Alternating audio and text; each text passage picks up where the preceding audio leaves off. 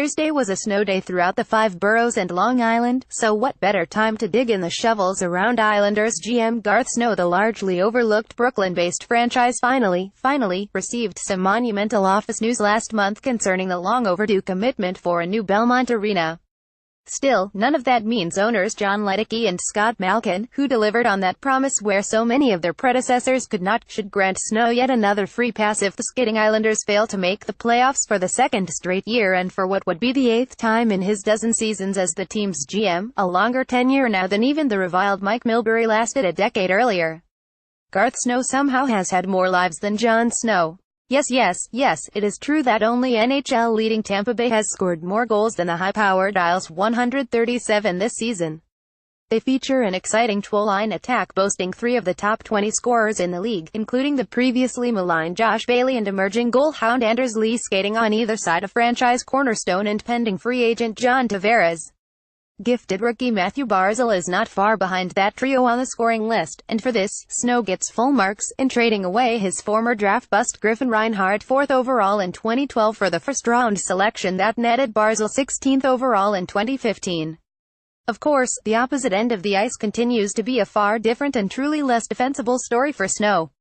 The Isles have yielded the most goals per game in the league, 3.6, even worse than dead last Arizona. The former netminder stuck with the mediocre goalie tandem of Yaroslav Halak and Thomas Greiss, and he also banked on replacing blue line minutes muncher Travis Hamonic with youngsters Ryan Pulock, Adam Pelech and Scott Mayfield. Neither decision has quite panned out, and the recent injury absences of middling veterans Calvin DeHaan and Johnny Boychuk only slightly have exacerbated the season-long issue. Simply, head coach Doug Weight is learning the hard way that trying to win 54 or 65 regularly is not sustainable over a full season.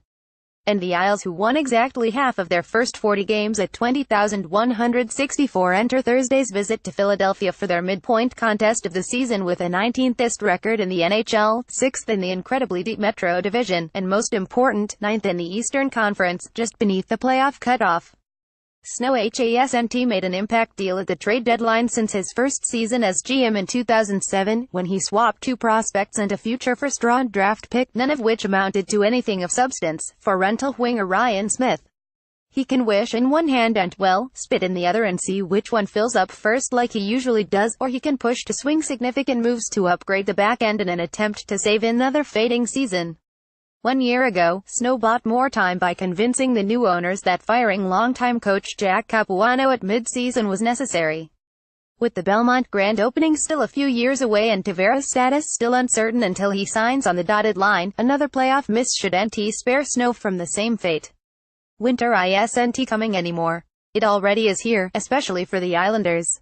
Wilfred Leap out about experience. When is Alex Rodriguez going to show up at the WFAN studios to insist to Carlin, Maggie, and Bart that he had nothing to do with Bombo Genesis? Speaking of A-Rod, here's hoping he replaces both Aaron Boone and John Gruden in their respective booths at ESPN. Back to the pucks. It would have been better if that's pronounced Shay Chance the Rapper had scored for the Rangers on Monday at Citi Field. Imagine the uproar around here if Carmelo, and not KP, came out and said that he was so tired before mid-season. Bills fans donating over $200,000 to Andy Dalton's charitable foundation after the Cincy QB helped Buffalo make the playoffs for the first time since 1999 is my early frontrunner for favorite story of 2018.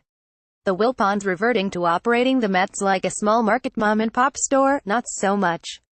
Pete's picks in honor of the first significant snowfall of 2018. Here are my top 5 sporting events involving snow. Our Snow 5. Sid's shootout winner 4. JT with the save 3. The 96 home opener 2. The Tuck Rule 1.